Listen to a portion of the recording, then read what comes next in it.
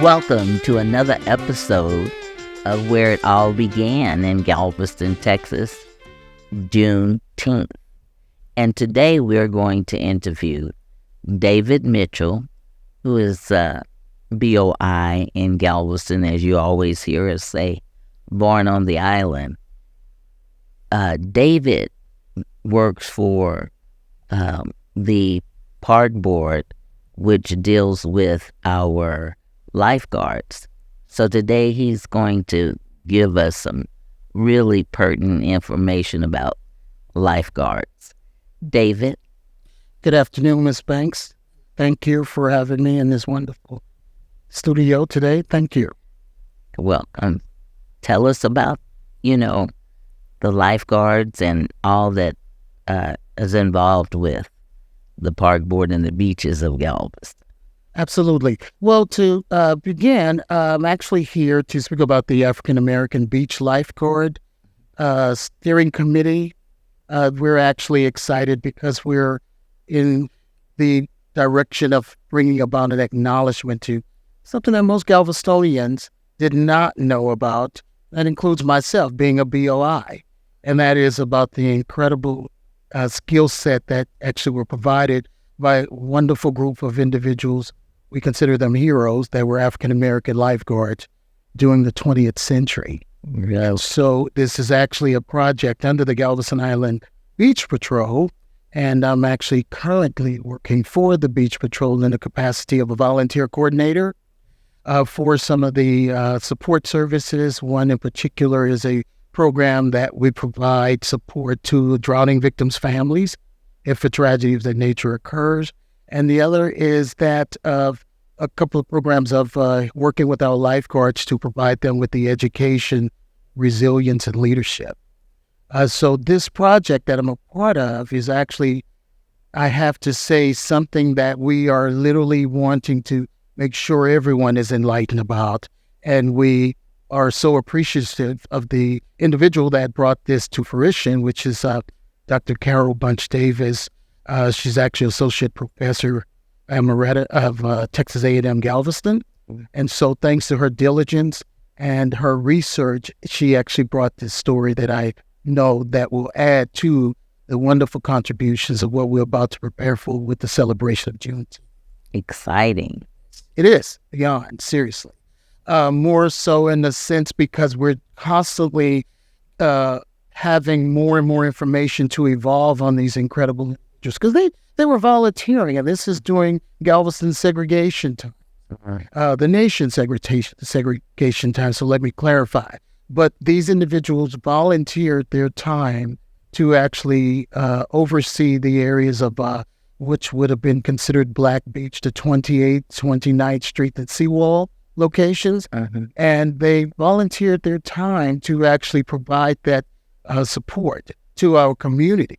And so we're excited about the fact that we get to not only talk about their skill that they provided, but we want to talk about their lives. We want to share the experiences of these individuals. We want to make sure that our community know that these individuals were more than just lifeguards.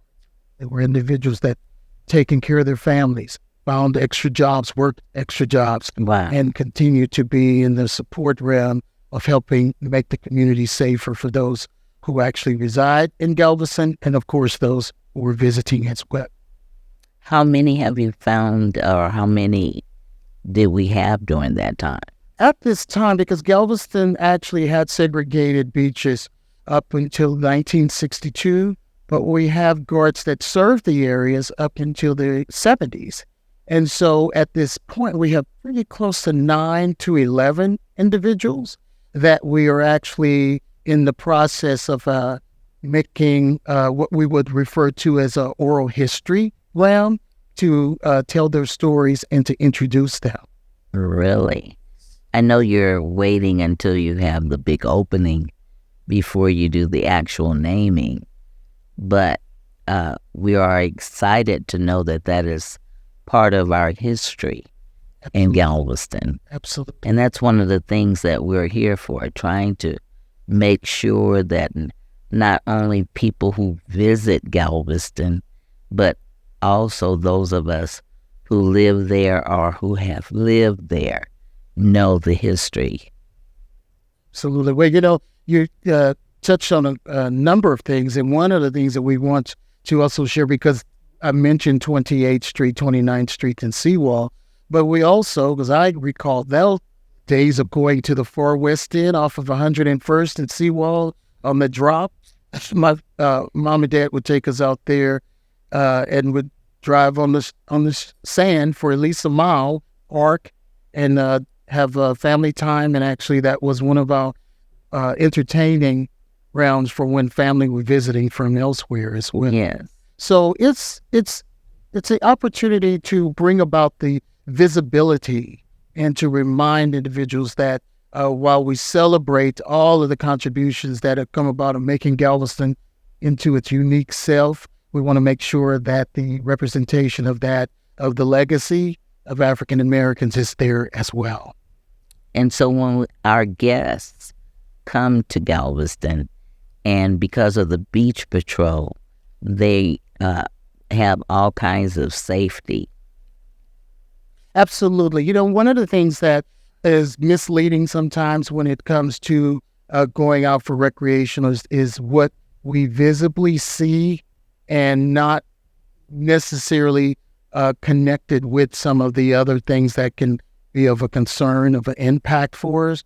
And for individuals that are coming to Galveston and visiting and going on the shoreline and are not swimmers, it's easy to see people, in jovial sense, jumping up and down, having a great time in the water. And so it just makes everyone assume that carefree kind of mindset is something for you to go and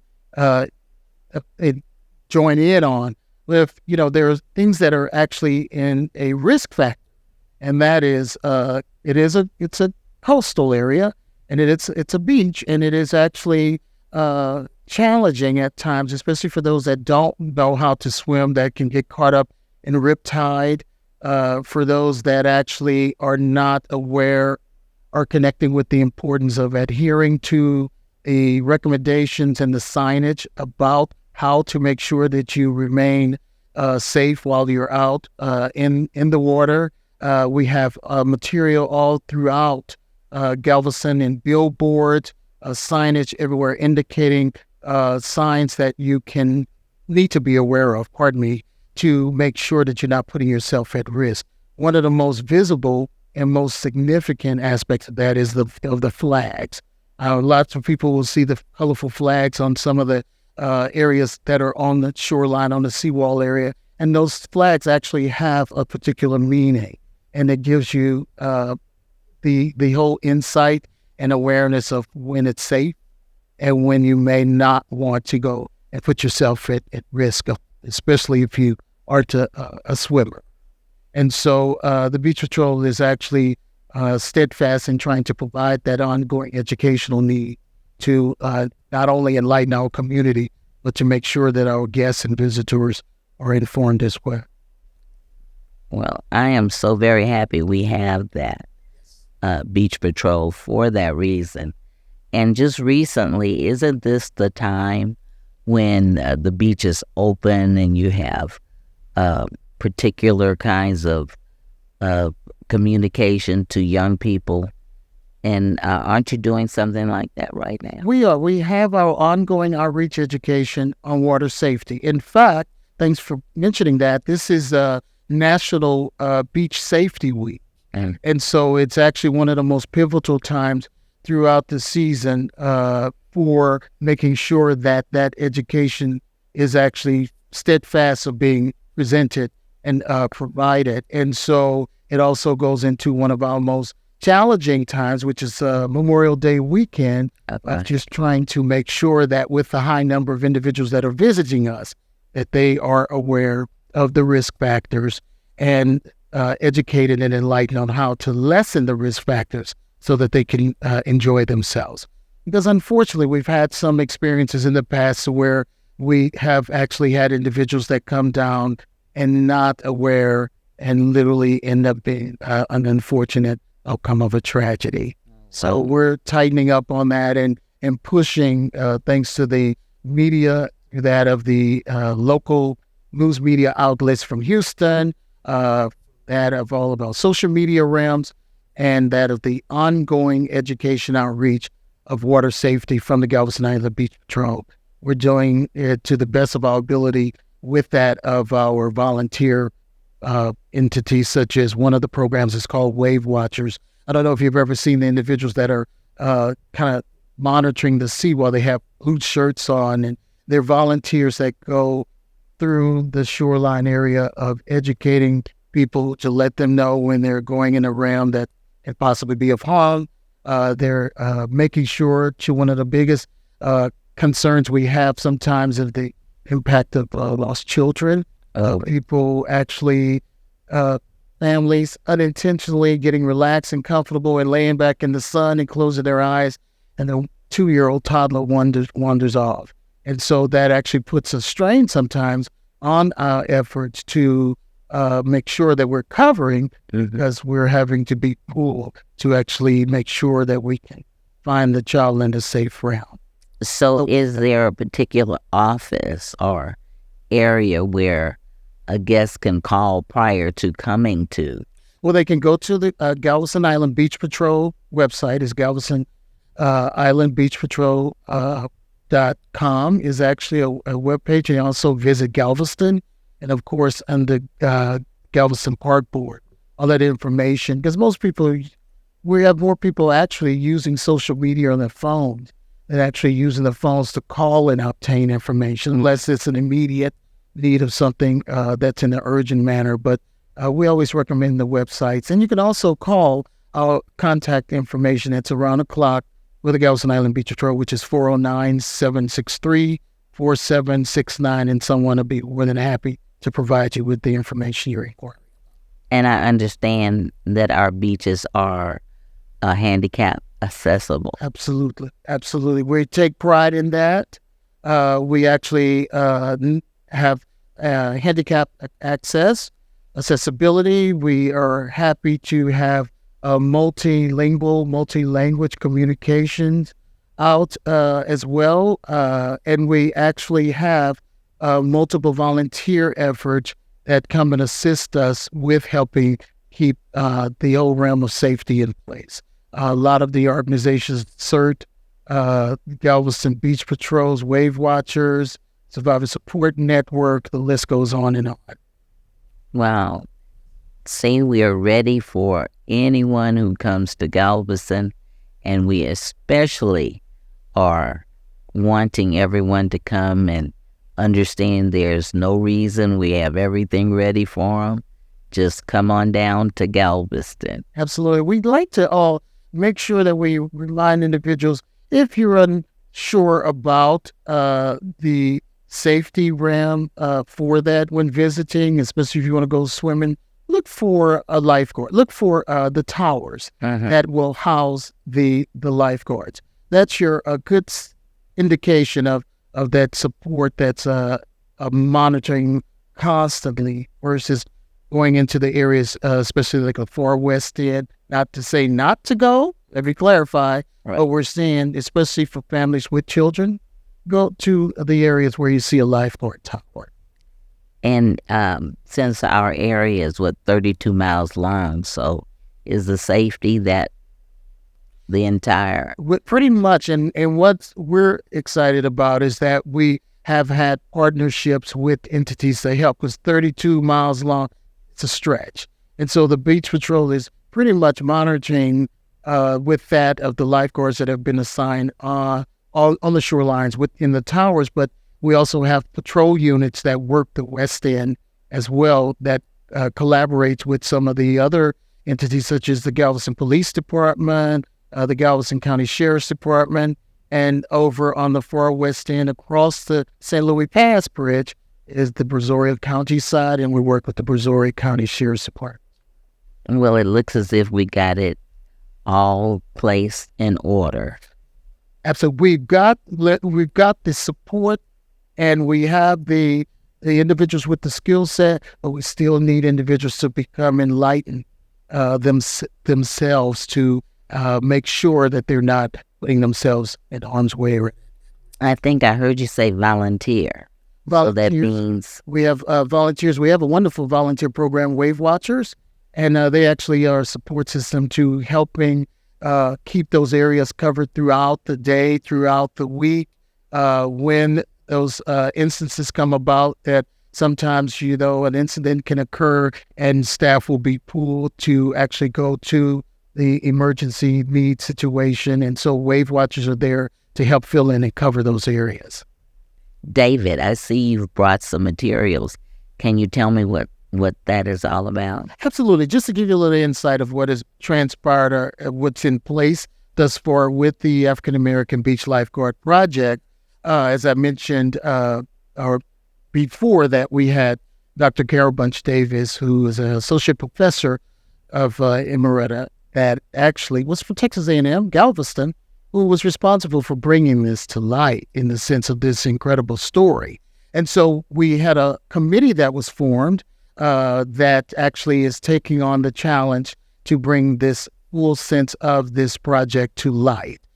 We are fortunate enough to have most of them that you would already know of, committee members and organizations: Galveston Park Board of Trustees, the Galveston Island Beach Patrol, Neo Cultural Center, Old Central Cultural Center, Galveston Historical Foundation, African American History Realm, the City of Galveston Cultural Arts Commission. And so we actually have a solid committee of individuals that are helping us to bring this to fruition in the structural sense of things. So far, we had put in place 3 phases for this effort.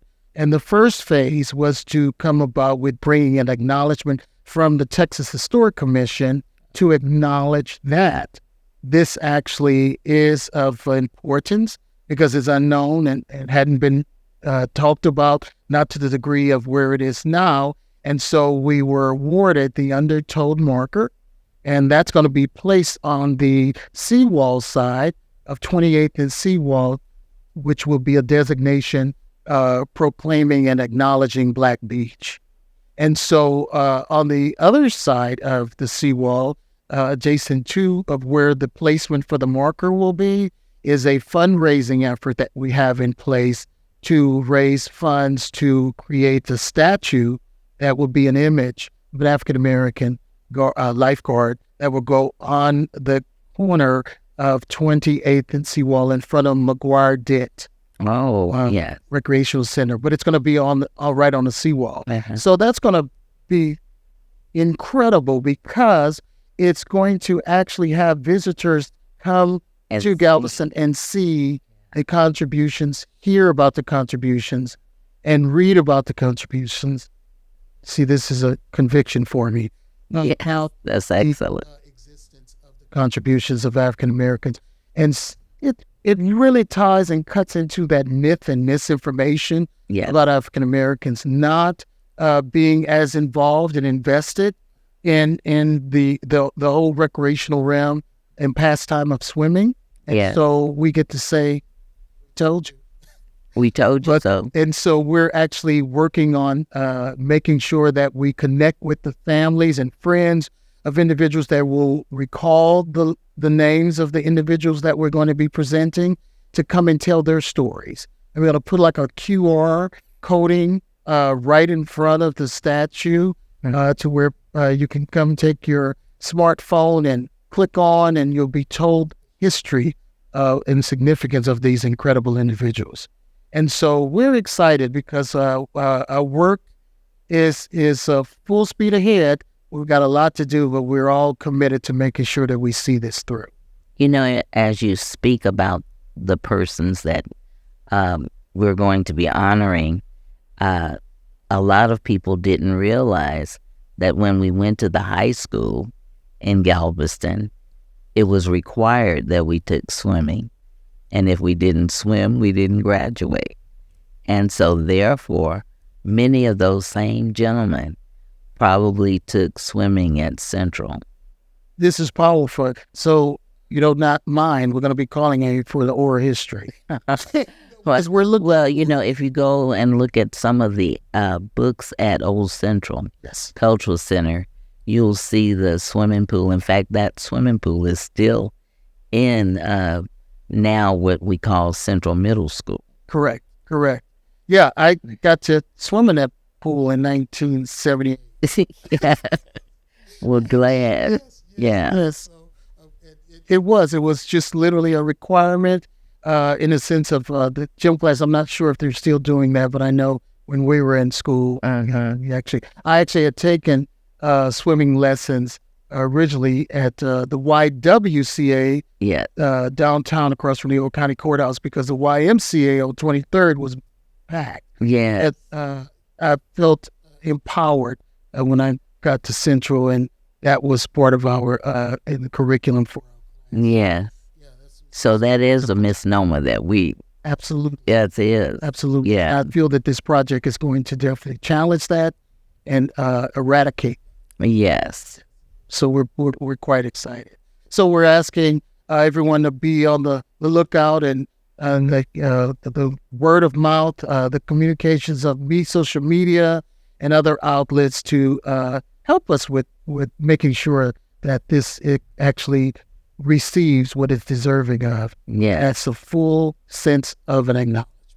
That's wonderful. I'm excited for you. And I'm sure those of us who are about the business now of making sure that everybody understands that we were a community of just excellence, fun, and just parents, children, people.